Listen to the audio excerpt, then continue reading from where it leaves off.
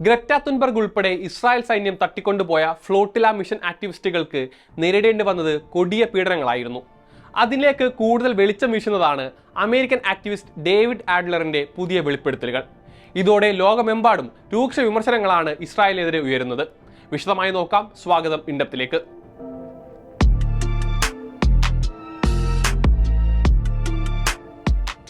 പുഴുവരിക്കുന്ന ഭക്ഷണവും മലിനജലവും നൽകി ഗ്രറ്റയെ വലിച്ചിഴച്ച് ഇസ്രായേൽ പതാക ചുംബിക്കാൻ നിർബന്ധിച്ചുവെന്ന റിപ്പോർട്ടുകൾ അടുത്തിടെയാണ് പുറത്തു വന്നത്.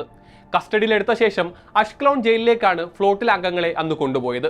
വൃത്തിഹീനമായ സാഹചര്യത്തിലാണ് സെല്ലിൽ കഴിയേണ്ടി വന്നതെന്നും ആക്ടിവിസ്റ്റുകൾ വെളിപ്പെടുത്തിയിരുന്നു. ഭക്ഷണവും വെള്ളവും ലഭിച്ചില്ലെന്നും മരുന്ന് നിഷേധിച്ചെന്നും പറഞ്ഞ ഗ്രറ്റ പക്ഷേ കൂടുതൽ കാര്യങ്ങൾ തുറന്നു പറഞ്ഞിരുന്നില്ല. ഈ വാർത്ത പുറത്തു വന്നാൽ ഗസ വിഷയത്തിൽ നിന്ന് ശ്രദ്ധ തിരിയുമെന്ന ആശങ്കയിലാണ് ഗ്രറ്റ ഇസ്രായേലിൽ നിന്ന് നേരിട്ട ക്രൂരതകളെക്കുറിച്ച് കൂടുതൽ വെളിപ്പെടുത്തലുകൾ നടത്താൻ തയ്യാറാകാതിരുന്നത്. എന്നാൽ ഡേവിഡ് ആഡ്ലർ കാര്യങ്ങൾ വിശദീകരിക്കാൻ ഇപ്പോൾ തയ്യാറായിരിക്കുകയാണ്. ബോട്ടുകളിലേക്ക് ഇരച്ചു കയറിയ ഇസ്രായേൽ സൈന്യം ആദ്യം ചെയ്തത് ഇവർ ധരിച്ചിരുന്ന കഫിയ അഴിച്ചു മാറ്റുകയാണ് എന്നാണ് ആഡ്ലർ പറയുന്നത്. കൈകൾ ബന്ധിച്ച് കണ്ണുകെട്ടിയാണ് കൊണ്ടുപോയത്. തന്റെ മുടിയിൽ പിടിച്ചു വലിച്ചിഴച്ചതായി ആഡ്ലർ പറയുന്നുണ്ട്. ഇസ്രായേലിന്റെ ദേശീയ സുരക്ഷാ മന്ത്രി ഇറ്റാമർ ബെൻഗുർ എത്തിയപ്പോഴും ക്രൂരമായ പെരുമാറ്റമായിരുന്നു അവരുടെ ഭാഗത്തു നിന്നുണ്ടായത്. ബെൻഗുറിനൊപ്പം ബലം പ്രയോഗിച്ചു നിർത്തി ഫോട്ടോയ്ക്ക് പോസ് ചെയ്യിപ്പിച്ചു.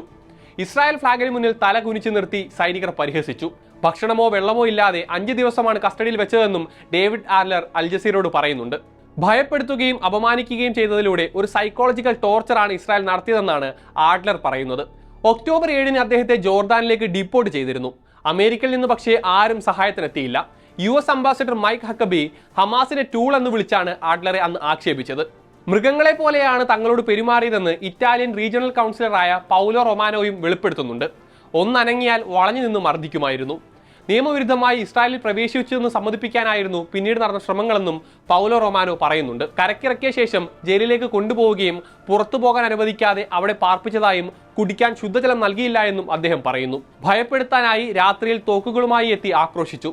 ചിലരെ നിലത്ത് കമിഴ്ത്തിക്കിടത്തി നായ്ക്കളെ കൊണ്ടുവന്ന് ഭയപ്പെടുത്തിയെന്നും വെളിപ്പെടുത്തലുകളുണ്ട്. നരകതുല്യമായ ദിവസങ്ങളാണ് കടന്നുപോയതെന്നാണ് അവർ പറയുന്നത്.